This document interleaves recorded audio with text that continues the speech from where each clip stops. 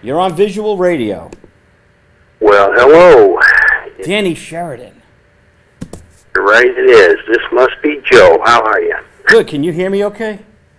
I can hear you okay. A little breaking up, but that's to be expected. After all, we're in the 20th century right now, and 21st now.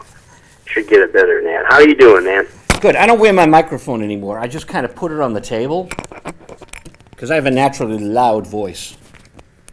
So I figure, Joe, am I coming in okay? Yeah, you sound good. Yeah, because what I do, Danny, I found out that if I wear it, I'm going to be louder than you. Okay, and now you are breaking up a little bit. So, I don't know, maybe it's the speakerphone thing. Sorry about that, but you're coming in good. It is March 8th, and I'd like to know what you're doing musically right now, today, this week. Right now this week, I was just finishing up a song called If Only. Just kind of getting the final arrangement done. This afternoon, this was fun. A friend of mine who's living in Clear Lake, Iowa, was sending me some rough tracks to see what I thought of what he was doing. Chris Neal, good old friend, worked at MGM for a long time, good writer, singer. So, you know, the old internet's coming in handy there. We're doing he's telling me the miking technique, and I'm giving him a critique on the drum sound, all taking place by instant mail. Now, do you Dropbox this stuff? Well, actually, this is one he's doing this here. He's doing this with a live band, recording it, and he sent his tracks out SoundCloud. Okay. So I just he had two different versions. Asked me to listen to both versions and render an opinion. And so there we go, the modern age. Now, the SoundCloud, is that just like Dropbox where you have access to the files? Yeah, it's we're not doing it. I'm not listening to it individual files. He did a rough mix and posted it. Right.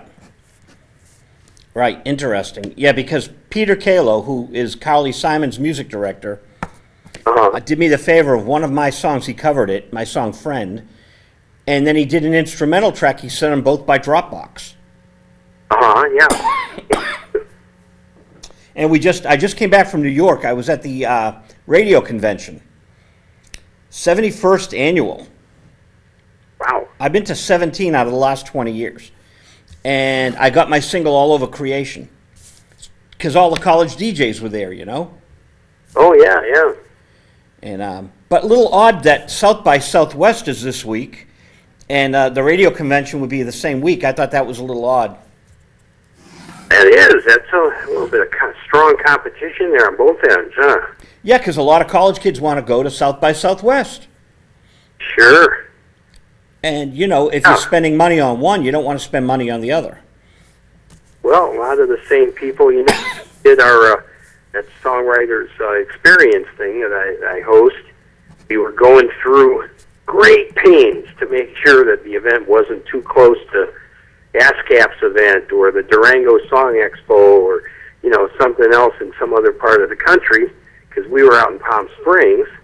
And, yeah, you know, you don't want to have people just end one event in Atlanta or something, and the next weekend they got to fly out to another convention in Palm Springs. Not going to happen. And you're absolutely right. You know, there was a great Beat Expo in New York, and they spent a fortune on it with a lot of big names, Spanky McFarlane, Ian Lloyd. But there was another convention around the corner that did like 60,000 people, and it just crushed the Beat Expo. Oh, wow. You know, they had some big festival with, you know, live concerts in the park and all that stuff, and it really crushed the other event. Yeah. Can't take back, that's for sure. And it's too bad because usually these expos do very, very well. But bad timing and not even knowing about, you know, a jam band thing. But here we are. You're not at South by Southwest. Have you ever gone to one? I have not been to that one. In fact, I was just thinking because it's up again, and I keep meaning to go. Now it's so big, I don't even know if I'd enjoy it anymore. When it started, I meant to go. But I haven't been down to Austin in quite a while. And, you know, that was kind of a second home to me there for a while, 10, 15 years ago. and haven't even been through there in years now. So probably time for a trip to Austin. I love Austin. We used to go out and do some recording out at Willie's place. McNally, he calls it cut and putt. The cut and putt. Yeah, because, you know, he loves the golf. Willie Nelson loves his golf, and got a 9-hole country club we would go to. Then the country club was converted to a really nice 48-track digi studio. So you could go out there and do laps in the jacuzzi and cut some tracks, and very nice. See, I was thinking small. I thought you meant a studio and a little miniature golf. No. He went for the full-blown, full-size thing with, you know, sand traps and stakes and the whole bit. Cut and putt. You know, putting, I just think of miniature golf, you know? Wow. Yeah. That's funny. So, let's see. Chris Neal is up at Clear Lake. Isn't Clear Lake where they have the big memorial every year for Buddy Holly? Yes, it is, as a matter of fact. You're absolutely right. And Chris, kind of wacky guy that is. Chris was the guy that did dropped all the music into MGM films for, I don't know, like 20 years or something. You know, he dropped in temp tracks. He went and cut license deals for songs for so much of the MGM stuff. And one day he decided to take a drive. I think he was on his way to visit somebody, and he drove through Clear Lake. And there was from L.A., you know, which is not a short drive. And there was a house for sale that caught his attention, and he went in and bought it, paid cash, moved in. End of story. He's been there for about 2 years. You know, sometimes a house just calls to you. I guess this one was screaming out loud because there he is, and he's got some of the musicians around there that I guess they do a weekly jam in that same hall now. It escapes my name, but I guess the last place that Buddy Holly performed, and he's met a lot of the musicians, and he's been recording them. Well, I have a friend, Brian Mahoney, from Somerville, and Ed Bowen from WATD Radio, and they make the trek annually. It's like, you know, okay, go see Lou Reed, go see someone alive. You're going to the Buddy Holly Memorial year after year. I don't understand it, but they love it. It's kind of spooky, and I don't know. It always reminds me. I produced Pat Daly a while back, couple of his earlier records, and you know, he's a funny guy. He wrote with Shel Silverstein and a lot of people. And one of his bits he'd always do from the stage was the thing, you know, Buddy Holly and the whole last thing, and the Big Bopper. You remember all his hits, right? The Big Bopper. Yeah, that's right. Hello, baby. His thing goes down, and he's world famous. I tried like hell to get on that plane. Pat's a sick boy. Wow. Now, Chris Neal is no relation to Fred Neal. No, different spelling. Everybody's talking at me. Which was, of course, called Echoes when it was originally cut. Okay, I did not know that. Because Spanky and our gang, Spanky's a dear friend, you know, a guest of this show, she did Echoes on her first album, I believe, or second album, for Mercury, Phillips, and it says Echoes. And I think the demo was actually, oh, wait, it gets deeper than that. I think Fred Neal wrote the song, and she was in the bathtub, and he came running in, and she's stark naked, and he's playing it for her, something like that. So she got it originally before Nielsen did it for Midnight Cowboy, and the rest is history. Mm-hmm. But yeah, I think Spanky has a good story about Echoes, and you know, they had taken it as their own, but someone else had the hit, which happens so much. Your ex-wife had Groupie, one of my all-time favorite songs.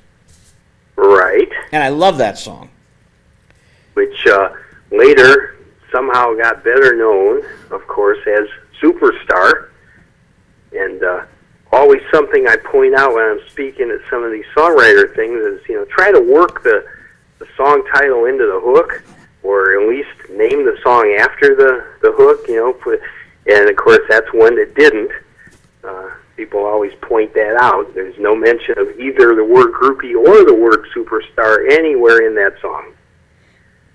But, yeah, of course, the Carpenters had a huge hit. And Leon Russell, by the way, let's credit where credit's due, is a co-writer on that. And it was Rita Coolidge who did a tremendous version on Mad Dogs and Englishmen. Rita had a great, yeah. Rita's done it herself. And, well, of course, we're not going to go down the list of who covered it. We've only got an hour, right? That song has been covered by a few people. Well, Luther Vandross, of course, not too long ago had a huge hit, maybe 10 years ago on that one. So. Now, over the weekend, I saw John Harrington of Steely Dan. Okay. And I was handing out Buzzy Linhart records at the convention. And I gave him the record. I said, today's Buzzy's birthday, March 3rd. Buzzy turned 69. And John said, I used to play his song, The Bag I'm In, live. And so I put him on the phone with Buzzy, and he wished Buzzy a happy birthday, which was a really nice magic moment. You know, as a songwriter, wouldn't it be cool to hear, you know, guitarist of Steely Dan's playing a Danny Sheridan tune in his set? Who knew? You know? No, that's what a nice surprise. And, you know, sometimes you don't really hear about somebody that's doing it if it's not out there, big release. And or somebody that might, you know, it's so great when your heroes like something you've done, you know? Oh, yeah. But why I even brought the story up, Danny, is Harrington wants to come to Boston solo. Okay. And we have a 2,400-seat theater in Medford.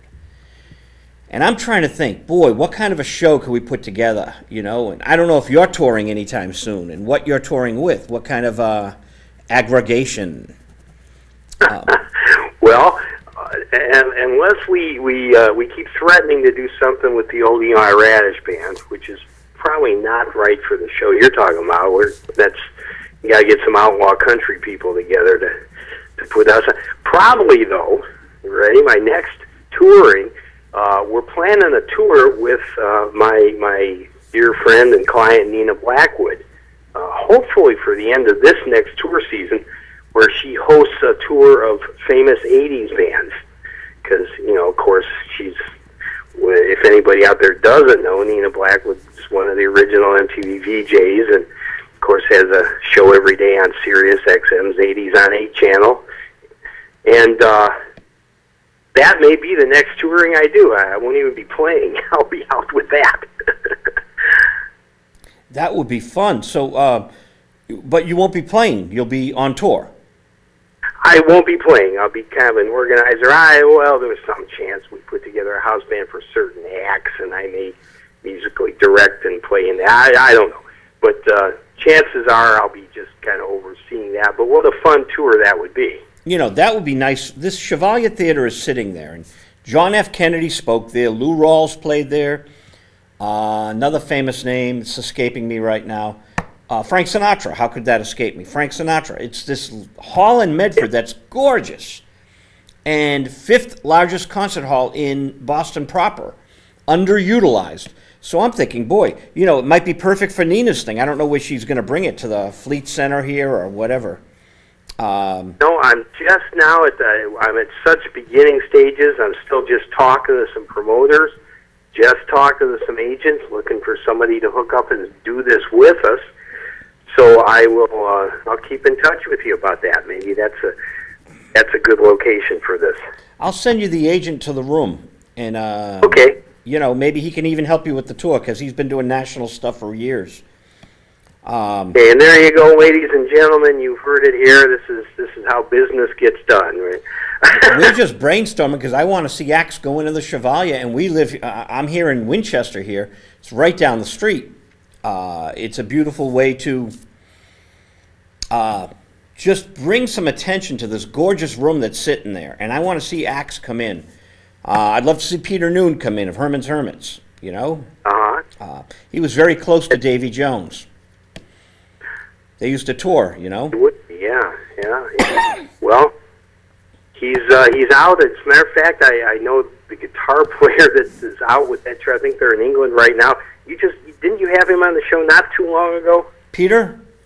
Peter, yeah. I haven't had Peter on in a few years. We're friends. I visited him while he's touring. We bring the camera, but we got plenty of footage on him, and sometimes we just hang out. If he's not in the mood for an interview, we never push it. You know, it's just fun to be with him. And anyone who wants to talk on camera, we just turn the camera on. There you go. Cinema verite. There you go. And it's great to have you back on the air again. We have more time tonight. Well, yeah, so that's real. That's exciting, the Nina Blackwood thing. What kind of 80s bands are you thinking of? Well, we just did. You could actually, when you got a moment, I know you're a little busy right now, but check out the ninablackwood.net, and you can see what we did last summer. We did 100 days of Nina Blackwood's Absolutely 80s in Las Vegas. Whoa. The Fremont Street experience. And they had like a 300-yard screen with her video screen with her face on it, and we had Berlin, Howard Jones, ABC, Loverboy.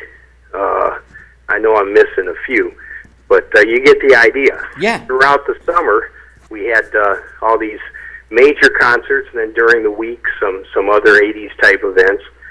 So now I'm looking to take that sort of a concept down the road.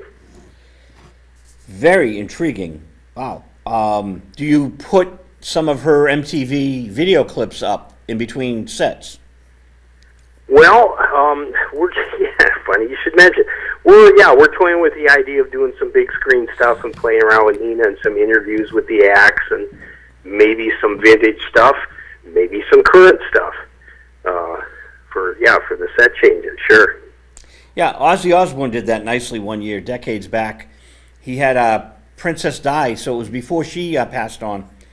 Princess Diana, like an interview with her. Only it wasn't. He just took clips of her speaking in some interview, and then he asked the questions, and they spliced it together. So if they were changing a set, you would watch this on the screen. It was fascinating. It was just great. Huh? Ozzy's amazing, I think. Yeah. There's a guy that sustained a career for a while, huh? Yeah, there's a Tony Iommi book out right now. Tony Iommi of Black Sabbath has a book out, and Ozzy has another book out. So these guys are gearing up for a big reunion tour. Interesting. Now, they're 70s, but it might be perfect, that's a perfect thing if they just jumped on stage at one of the events with you. Because they were big in the 80s. Yeah, they were certainly big in the 80s, yeah. And, of course, there's allegiances all the way through here. Actually, with the Nina tour, we're sort of calling it an invitational. We're going specifically to acts that, she wants to have out. Friends, favorites, stuff like that. Oh, good. It's a great idea. So it should be pretty much fun. We're looking to do it every year, turn it into an annual kind of thing. So, hopefully I get to put one out in this season, 2012, but it might be all the way till next year. It depends. When we hook up with the right promoters, we'll see how fast anybody wants to move on it. And it's exciting putting that kind of stuff together. So let me put you on the hot seat, Danny. Well, alrighty. Why can't a video channel work in this day and age? I mean, a real video channel like back in the day.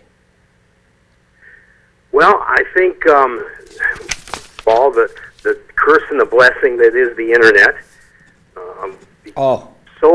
So much is available there, which is great for certain people, certain things, certain activities, but maybe not good for having a full-time video channel.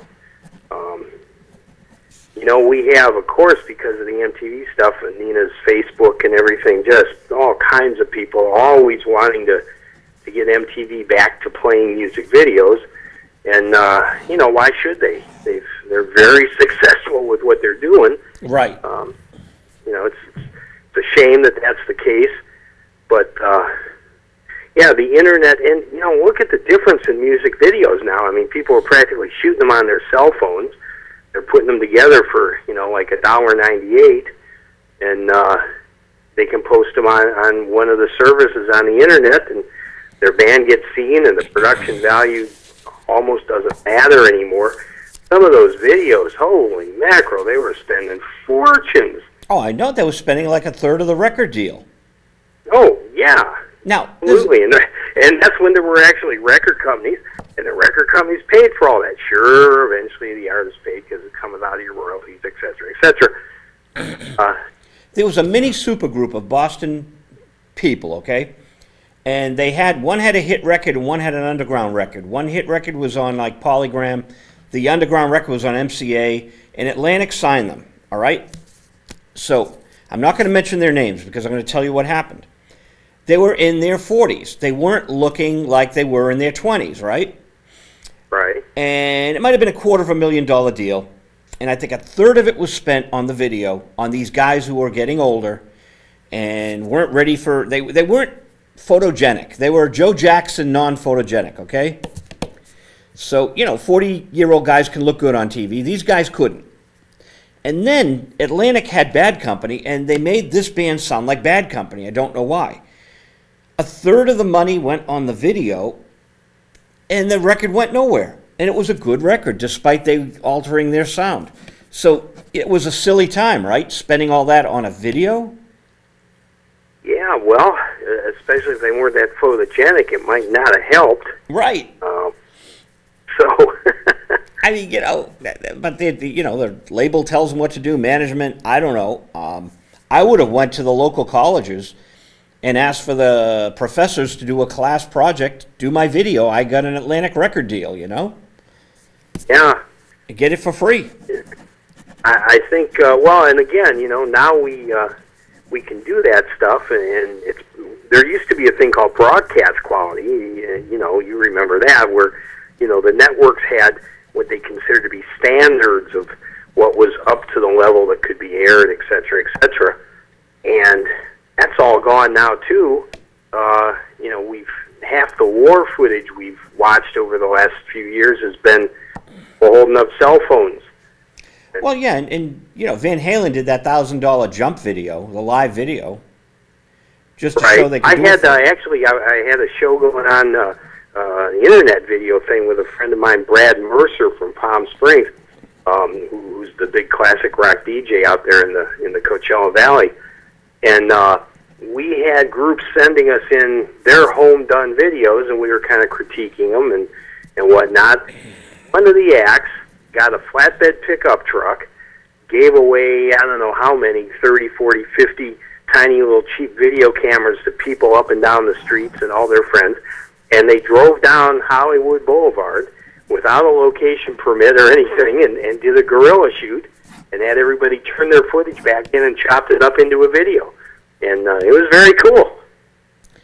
Yeah, but you know what we could do, Danny? You could bring a video like that in. I could go to a record label and get the new Lou Reed video that no one's seeing on the internet, even though it's up there, right? In a new Santana video. We could do a 30-minute show here at the station, and just us talking about the music would make the show compelling, because it wouldn't be VJs as much as guys, historians, talking about new music and old. I think that would be a good video show. That might be the way to do a video channel. Where do guys like me and you find anybody with that kind of expertise? Oh, you're talking about us too. Ha ha ha. Ha ha ha. I only did, what, 5,000 reviews for allmusic.com? Come on. Yeah, you might have a little history in that. A lot of it. I mean, you've lived it. You've lived it, man. You know. Well, yeah, I've been around. From the stage to the television thing. Stage and television, screen and television. We have a lot of... Funny, the video stuff was a lot of fun, too, because, you know, before as you know, I managed Nina even before MTV, and we were really experimenting, and those friends out here in L.A. with the video setups and the old 3/4-inch video machines and everything.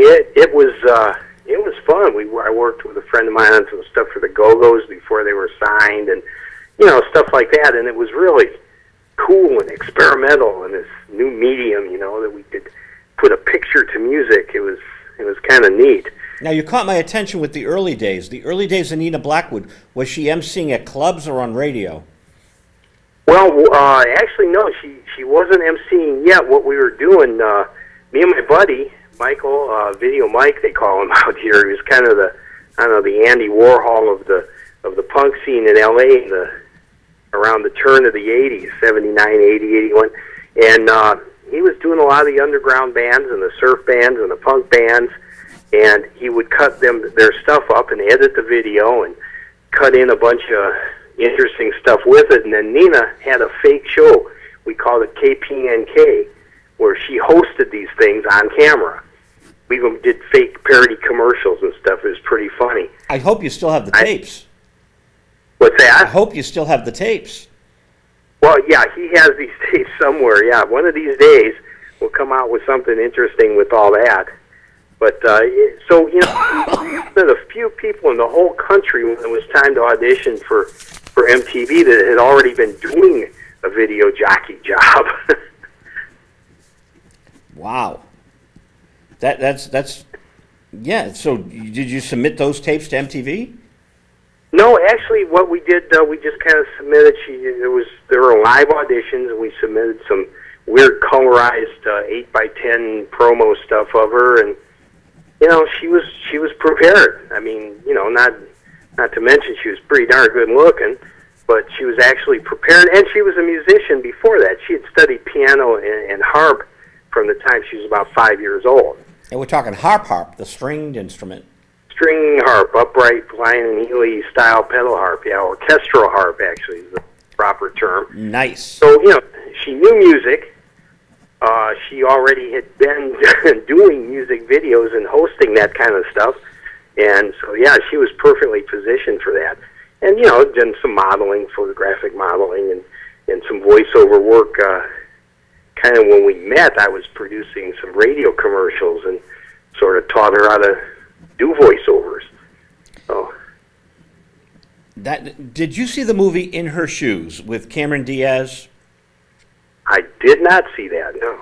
Jennifer Weiner was on my show, the author, and she did very well with the book, and the book became a movie. I guess I interviewed her October 2002, so in October 2005, the film came out, and Cameron Diaz is beautiful, gorgeous, and she's auditioning for an MTV-type job, but she's dyslexic, and she doesn't want to tell anyone, and she doesn't get the gig, of course, because she can't read, and she's embarrassed that she can't read. It's just interesting that they infused that into a movie. I thought I'd bring that up.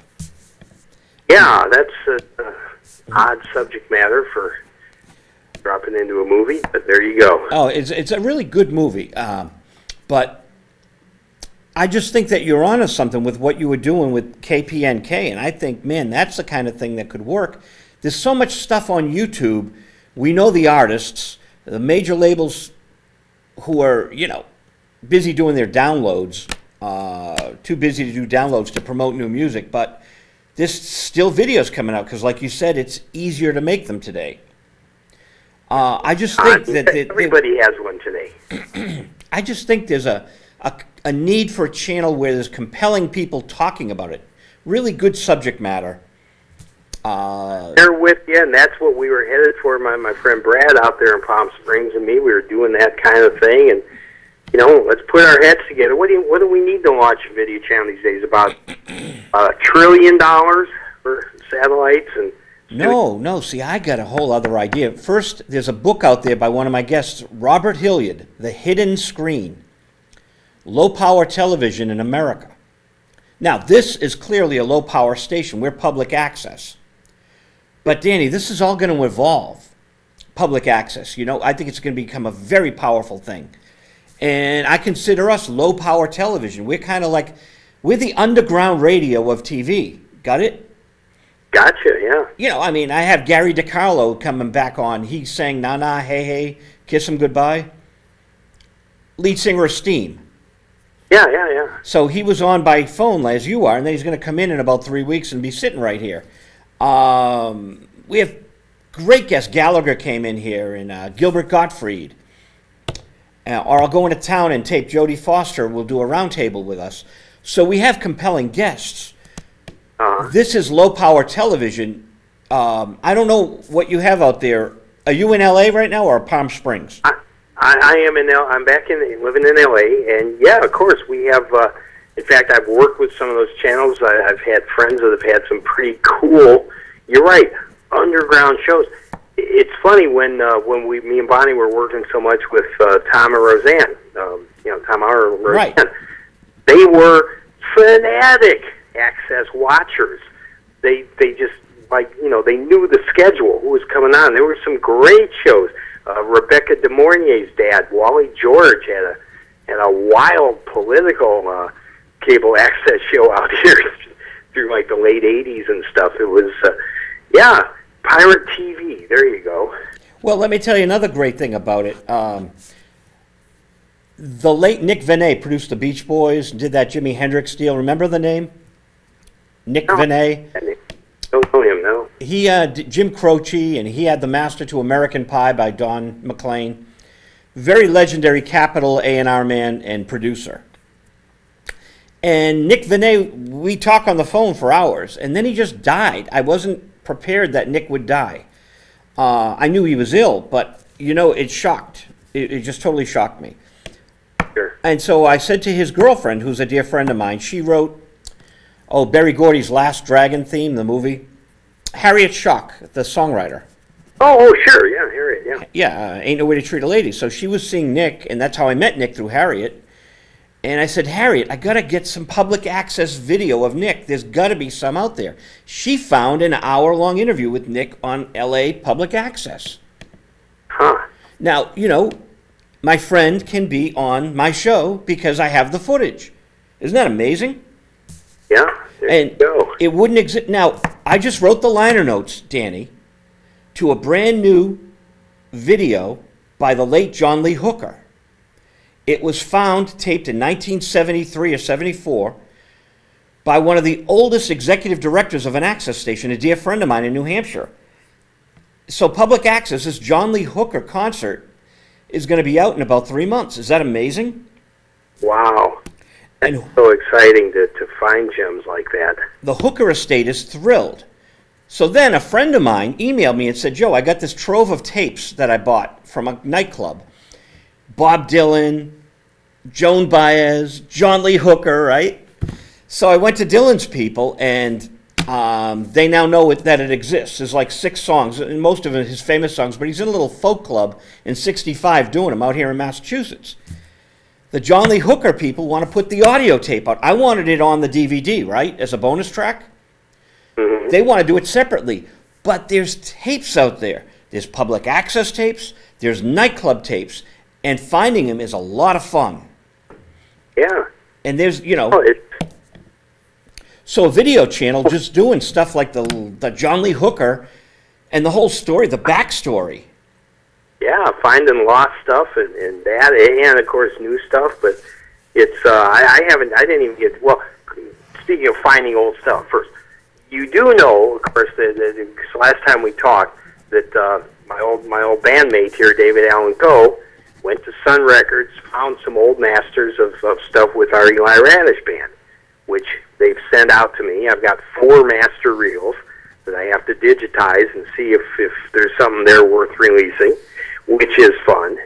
But just over the last 10 days, it's funny, you asked me what I'm doing, and I can't tell you too much about this yet. Isn't that's always a good way to I like that. That's cool. Part of an interview. I can't tell you too much about this yet, but there's a friend of mine has asked me to help put together some unreleased, unknown George Harrison tapes. Whoa! And I know. Whoa! I got to hear these about 10 days ago now, and we're gonna do something with them as part of a whole project that this young lady's putting together. And she's sort of anointed me. My title now is artistic consultant. So, whatever that means, but I'm starting to work on this, and Harrison, with stuff no one's ever heard, songs that have never been released anywhere. How many songs are there? I have heard, and I haven't heard all the hours. There's hours of tapes. This is from putting songs together and stuff. I've heard 4 that are already, you know, start to finish, and as this falls together, I'll have to talk to you again, because it's kind of exciting. There's only so much I can say about it right now, but this is going to be a fun project. I want you to go on YouTube and put in Janis Joplin, Codeine. Okay. Now, Codeine's a song that Buffy St. Marie wrote. Sure.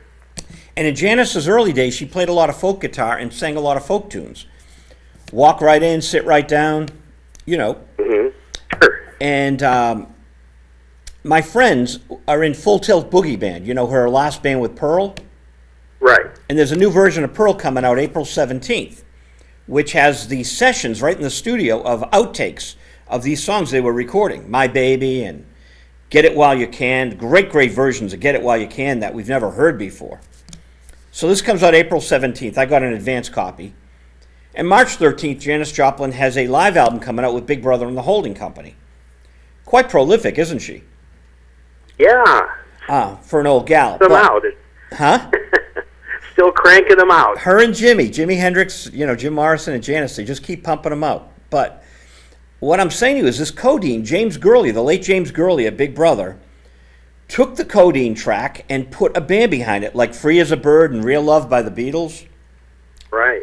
And like Natalie Cole singing with her dad, Nat King Cole. So I approached Full Tilt about doing the similar thing with about 20 of these Joplin masters that are there. We could have a Pearl too. I think it's very important that they do it. And, you know, I'm lobbying for it. I just think to have, you know, her band reunite to build this album with her old masters would really make them so much more valuable for the fans. Yeah, well, you're right, and you know, true to that, we were talking about me doing some stuff. One of the things I did down at Willie Nelson's studio way back, I got an opportunity to something kind of like what you're talking about. Joe Johnson, Patsy Cline's original producer, had some tapes of Patsy. Wow! And he brought them in so that we could reproduce or produce the records, I guess, as it were, reproduce them with Patsy, joined by Willie Nelson's vocals and my wife Bonnie Bramlett's vocals. Wow! And so B's bass player, B Spears, Willie's player, was in on it. So it was me and Joe and B doing the producing, and those three singing. And you know, Grady Martin, who played in Willie's band then, is of course Patsy's original guitar player. So everybody tried to stay true to reproducing the band around Patsy's vocals, because you know we had to kind of bring in and out from her old tapes. So staying true to it like that, I think, really makes it special. There were some magic moments on that one. Now, did that get released? That got, boy, did that get in a mess of releases. Before it was finished, some of it got released by KTEL in some train wreck that I'm not sure how that all came about. And everybody started suing everybody, and the tapes never really came out as a coherent project. That's too bad. Yeah, I know. And in fact, you've just inspired me to get a hold of B and some of these guys and say, hey, what are we going to do with those things? Is that stuff still sitting around? That I would love to hear them, because that's exactly, you know, what I think has to be done with the Joplin tapes. And James Gurley did 6 of them, and there's no reason why Full Tilt can't just do Pearl 2, you know? Yeah. I think Sony would love it. Why wouldn't? What's not to love about it? Yeah, exactly. Well, yeah, the record company's going to enjoy it, and why wouldn't the band, and certainly the fans? I mean, as long as it's done with class and done well, I think the fans would enjoy that. And that's just it. I think knowing just from reading about Janis and how she appears in movies, this was her band. This was the band that was hers. She built it. It was the Janis Joplin, you know, Full Tilt Boogie Band. They were all 1/6 members. They were all, she was an equal with this great set of musicians. Certainly she would want her band to, you know, keep her legacy alive. That's my opinion as a fan. Yeah, I didn't even know that. So yes, you're right. All the more so. Yeah, because she had the Cosmic Blues Band, and Sam Andrew from Big Brother was the guitarist. And then right before Woodstock, Sam left the band and John Till joined. And Brad Campbell, both from Canada, both from Ronnie and the Hawks. You know Ronnie Hawkins? Oh, sure. Yeah. So after the band left Ronnie Hawkins, John Till and Brad Campbell went to Janis Joplin, and I think Ronnie made a statement, what am I, the farm team for Albert Grossman Management? He's losing his players to Albert Grossman, right? Yeah, yeah. So Janice thought that the Cosmic Blues was like a pickup band, so she kept Brad and John, and they got Ken Pearson from Canada, and then they found Clark Pearson, different spelling, in a strip club where they were all playing. And Janice and Grossman come into the strip club, and they see, you know, Clark Pearson on drums, and she said to John, keep him. This guy's great. He's the drummer, you know, and she built her band. That's paraphrasing the story from what I heard. But it's kind of neat history, and this is the kind of stuff we could then play a video, Danny, you know? We'd have a video channel. There you go. Now, come on, the backstory on Janis Joplin. Now, there's a really cool tape on YouTube. Before Janis died, she went back to Threadgill's, the nightclub where she used to play. Right. She did an acoustic version of Me and Bobby McGee, and they taped it, and it's on YouTube. Wow. Yeah, and I don't know why Sony hasn't put it out yet, but you can get it on YouTube, and it's amazing. It's her in a nightclub doing Me and Bobby McGee. And one last Joplin thing. Did you see the Watchmen movie? I did not. They took the band out of Me and Bobby McGee, the hit version, and it's Janis doing her folk guitar and singing without the band, even though the band is playing on the original. So in the movie, you can see this very strange version of the song we all know and love, the exact vocal, but without the band. Wow. So people do things with the masters, and boy, I'm all excited about your George Harrison stuff, man. Well, that's going to be, yeah, that's going to be fun, and it was great to hear George in the context of building songs on this tape. I got to hear him, you know, suggesting, you know, you always hear how the Beatles kind of sang their horn parts to the classical horn people and sang their string parts to the classical orchestras. Yep. And here's George on this tape saying, "But yes, we're all here, we go ba ba ba ba ba ba ba ba ba," and you know, they have the whole part. And what a great player and singer to hear what he was doing, just raw, showing people this material. It's really fun. And because he was a Beatle, if he was just a great musician that wasn't a Beatle, you and I would love that. Because he's a Beatle, the whole world loves it. Yeah, yeah, it's a wonderful thing, and people will treasure this. And so we're just trying to figure out how. There's, like I said, there's a whole other project around this. There's part of a book and part of a documentary or possible movie thing, and we're meeting with some people talking about that. So it'll be part of a bigger project. So I'll keep you posted. Oh, yeah, please do. It sounds like you've got an interesting life with this and with the Nina Blackwood tour and your own music. And I'm still writing it. In fact, I got a record. He was talking about the college radio guys. I wish I would have sent you this. A friend of mine in Memphis, Ron Crowder, just recorded a couple of my tunes, and we're getting some college play. Just the ones that were mine, Rockabilly Roll and Don't Make Me Laugh are the two cuts, and we're getting some college play on those off his brand new CD. So yeah, there's always something fun going on. I'm having more fun writing lately than I have in a long, long time. Get me the record. I'll try to review it for TMR Zoo. Okay. I'm the film editor there, but I write record reviews for them because I'm the film editor, so I can do that, you know? Okay, very cool. I'll pick you up on that. Yeah, and speaking of movies, I have my next guest, he always closes out our show, is Frank Dell'Estrito. We're talking about Happy Go Lovely, 1951 British musical comedy. We do public domain movies on Friday nights. Very cool. You could take a public domain movie, Danny, and you could score a new soundtrack for it. Well, you could, and funny that we go back to that KPNK channel with Nina and my friend Video Mike out here, because he was taking old movies and cutting them into punk rock music video stuff. And if it weren't for the few that did have copyright issues, he probably could have broadcast those. But yeah, if you stick to the public domain stuff, there's a lot of fun you can have. Sounds like Video Mike was ahead of the curve. Oh, he was way ahead of the curve. If you know anything about the tech world, he designed video editing with video 3/4-inch machines. He rebuilt Commodore 64 computers and turned them into video editing machines. And this was like in 1978. So yeah, he was always ahead of the curve. Well, that is so cool, man. We got to have you in the studio proper. That will happen eventually. Good luck with this Nina Blackwood tour. That sounds like so much fun. Well, I'll keep you posted on that too, and we're bound to come through Boston with that one way or another. But I'll keep your place in mind there. Yeah, I will. It ain't my place yet, but you know, we're talking at the city council about the need for this place to have more shows because it's just so beautiful. I'm going to send you pictures of it. It is so beautiful. It's just sitting there, and where all the other venues get jammed, this place is wide open. You know. Hmm. And it's 5 miles north of Boston.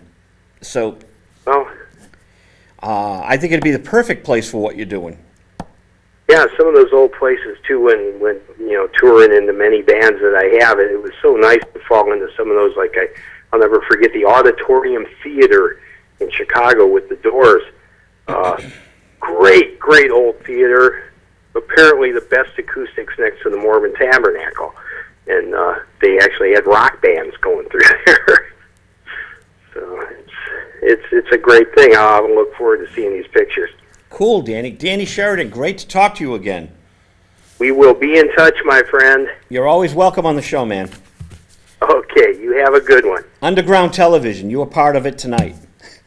All righty. Thanks, Danny. Sure. Bye. Okay, bye-bye. Great Danny Sheridan, tremendous musician. His wife, of course, was on the Roseanne show many moons ago. I had lunch with them back in 1988. And then we went to see Guns N' Roses and Aerosmith because, and I took Karen Durkot from here in Winchester. Karen Durkot was the Geffen rep. And Karen and Danny and Bonnie Bramlett and I went to Aerosmith with Joe Perry and his wife, my friend Billy. And we had fun.